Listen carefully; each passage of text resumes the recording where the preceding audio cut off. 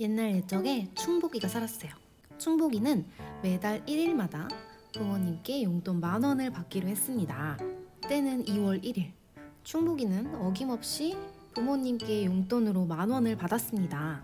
이틀 뒤 화요일이 되었을 때 충복이는 친구들과 문구점에 갔어요.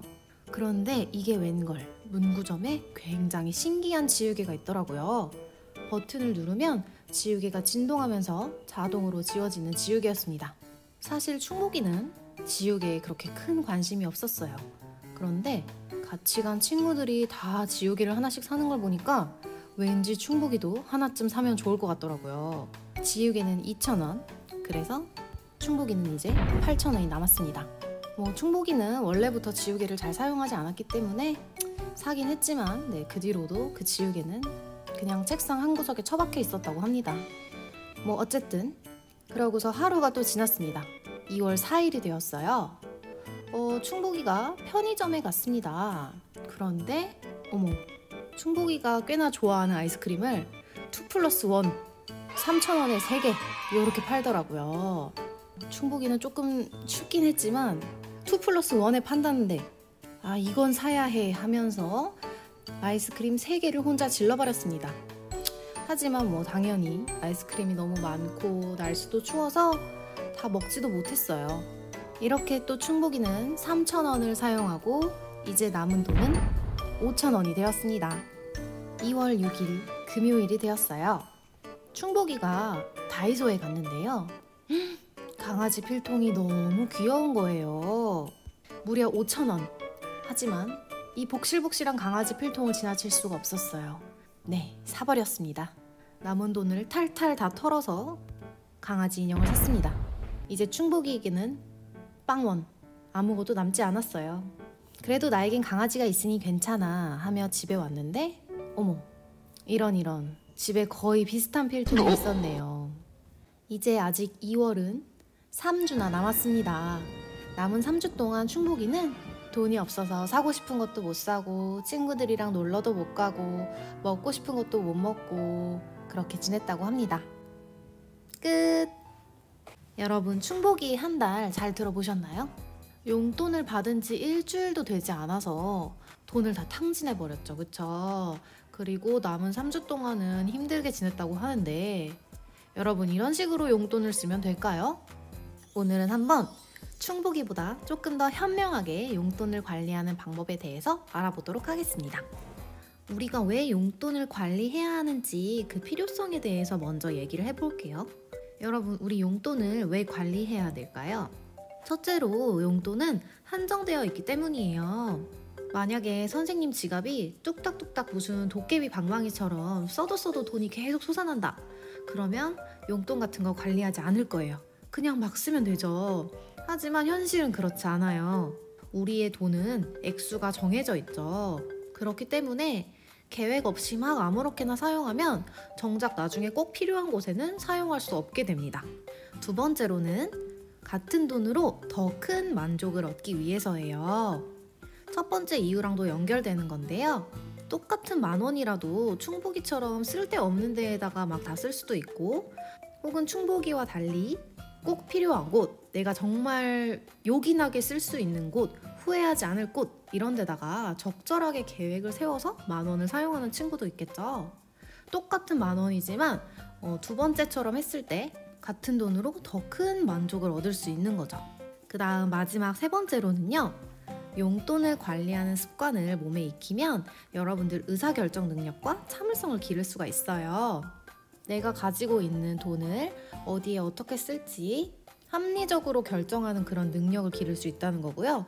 또 충복이처럼 그냥 지나가다가 이거 사고 싶다고 그냥 풍덩풍덩 돈을 쓰는 게 아니고 당장은 이게 갖고 싶지만 조금 더 멀리 내다보고 참을 줄 아는 그런 능력을 여러분이 기르게 되는 거죠. 그리고 어릴 때부터 이런 능력들을 기르는 게 여러분이 나중에 어른이 됐을 때에도 여러분의 돈, 여러분의 재산을 잘 관리하는 데 도움이 될 겁니다.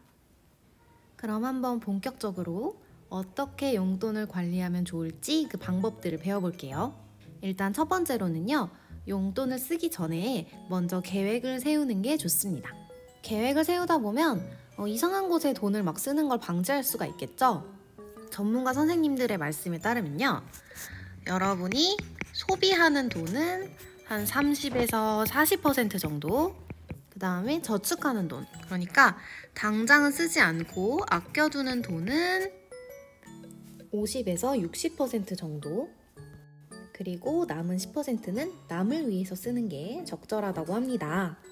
여기서 남을 위해서 쓴다는 건 여러분이 친구한테 맛있는 걸 사주는 걸 수도 있고, 아니면 불우이웃돕기 성금을 낸다든가 부모님, 강아지나 고양이한테 쓰는 돈일 수도 있겠죠.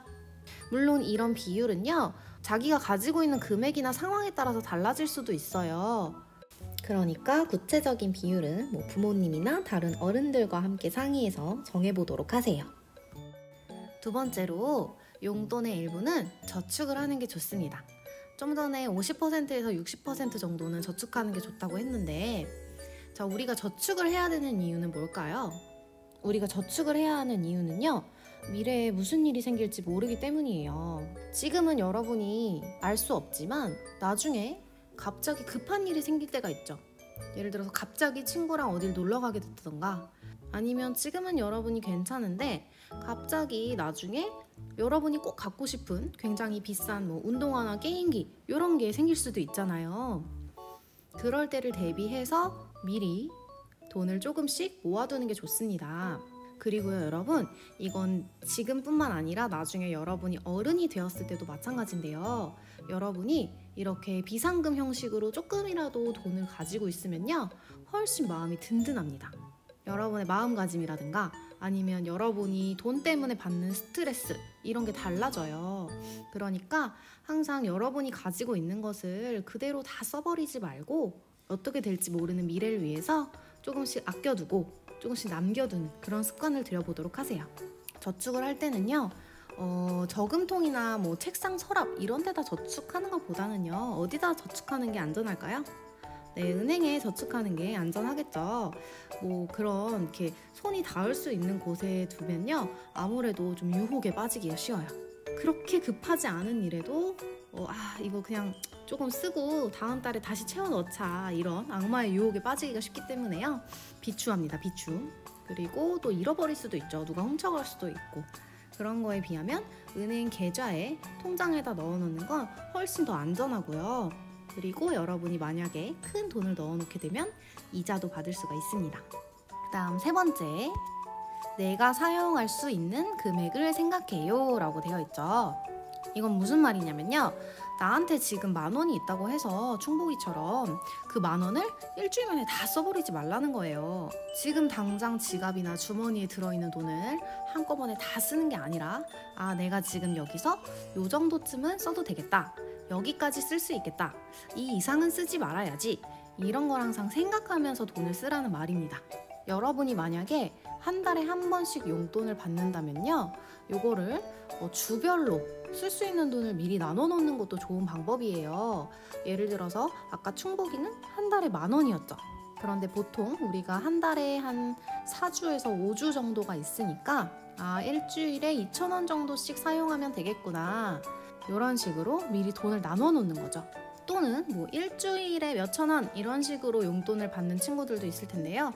그러면 월요일, 화요일, 수요일, 목요일 이런 식으로 대충 얼마 정도씩 나눠 놓는 거예요. 그래서 어제 조금 덜 썼다 하면 오늘 조금 많이 쓰고, 어제 조금 많이 썼다 싶으면 오늘은 조금 덜 쓰고, 이런 식으로 분배해서 쓰는 게 안전합니다. 자, 그 다음 마지막으로는요, 용돈 기입장을 사용하는 게 좋아요.